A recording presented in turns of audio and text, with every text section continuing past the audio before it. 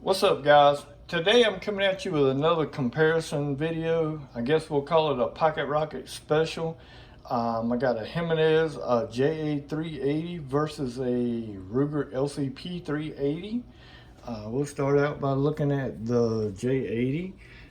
It does have a European mag release, which is right there. And that's how you throw it on the floor. You got a 6-round steel magazine with a pinky extension on it. This gun does have a safety on it. It's a striker fired gun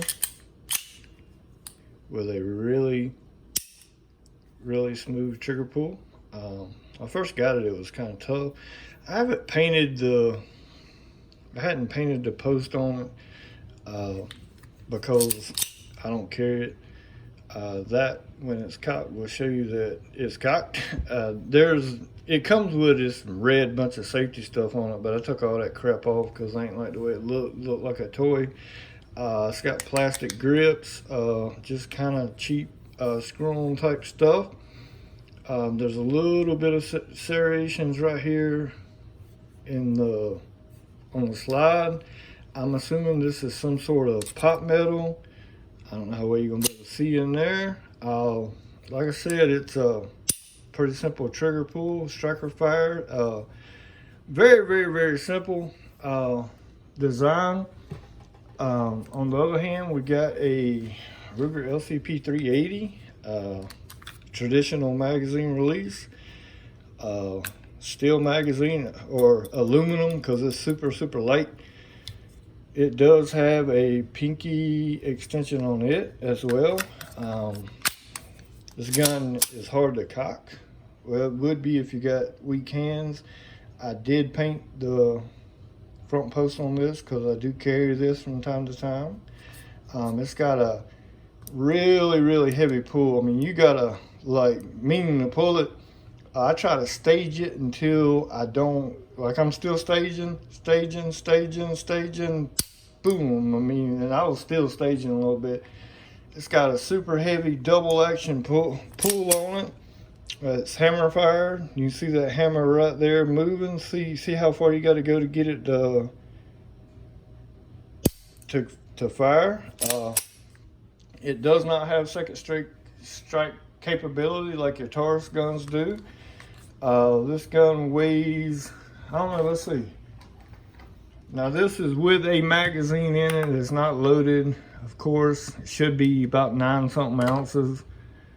9.67, that's 8.67 without the mag. I've done it before, so I know. That weighs 18.87, so it's heavy. For a carry gun, I hadn't weighed that one without the mag. 17.28. So, I mean, there's a big difference. I mean, I got a Glock 43 that weighs just a little bit more than that. Both of these are good guns. They're both, to be honest with you, they're both about the same amount of reliable too. I've had some issues with mine being not so reliable. My LCP, I've done a little bit of work. I mean, it will malfunction about every 2 or 3 rounds. Every 2 or 3 mags, I'll get a failure to eject or a failure to feed. This gun here, the JA, I've had some malfunctions with it. It's good right now. I had the actual ejector come off. There's a spring and a little rod that goes in there that holds this on. It blew off. Which, you know, their customer service is awesome. I just emailed them and they sent me told me to send them the slide, sent the slide out to them. They sent it back, fixed it, sent me a extra recoil spring, firing pin spring. There's a little catch right here.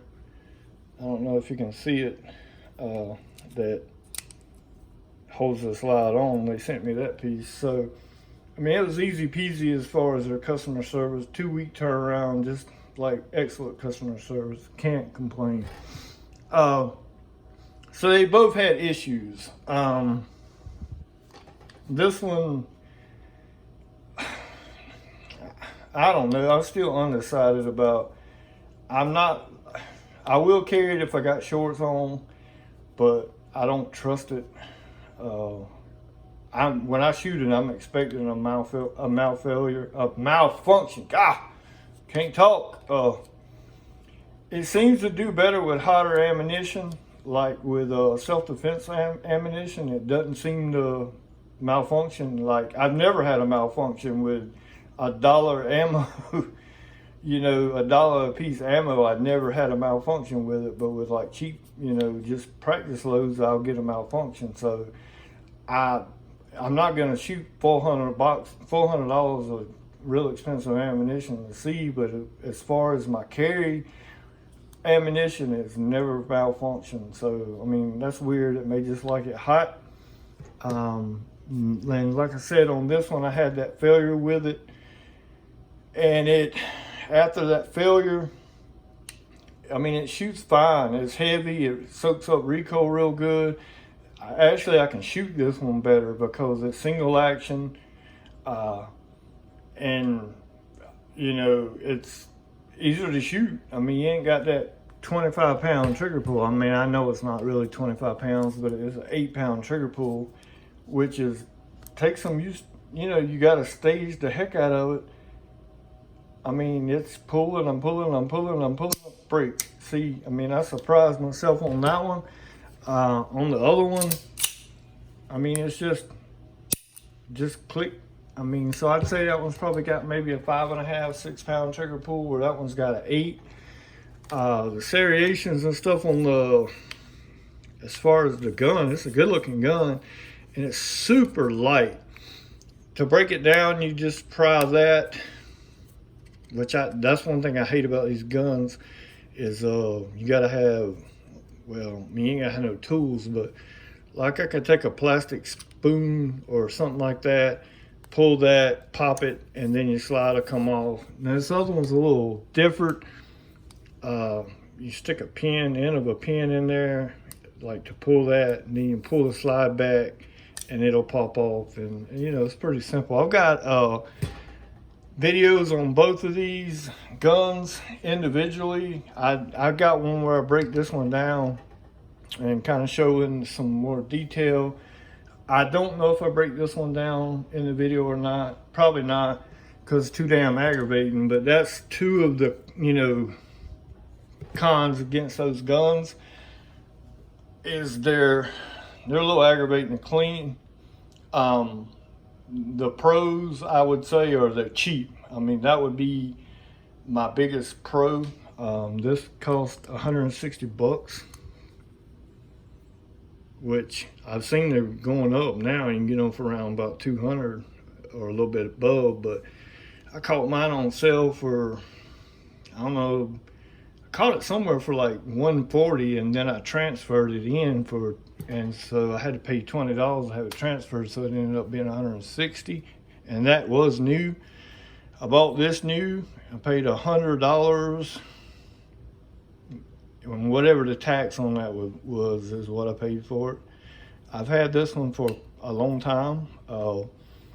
This is considered a Saturday night special, but it's a good looking gun for the money. I mean, hell, $100. I mean, and it shoots like $100 gun.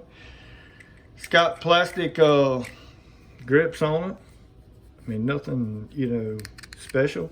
One thing about it though is it is American made. I mean, I kind of dig that. Just wish the Americans would learn how to make guns worth a damn. Which, I mean, this is American made too. They're not Glocks, that's for sure.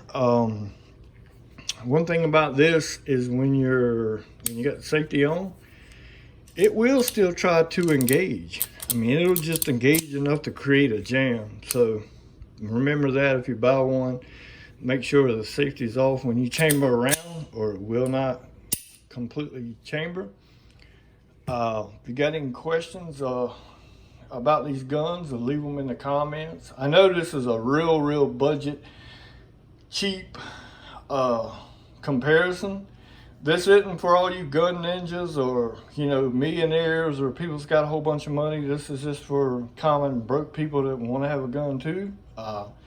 So, you know, it's for you. This gun's for the average grassroots type person, maybe first time buyer, and I wouldn't recommend buying either one of them, to be honest with you. Save your money and buy a Glock or a SIG or a Kimber or a car or something, you know, something better. But anyway, guys, I appreciate y'all watching. I hope everybody's having a good day. Y'all stay healthy. Try to stay home if you can, and we'll catch you on the next one. Later.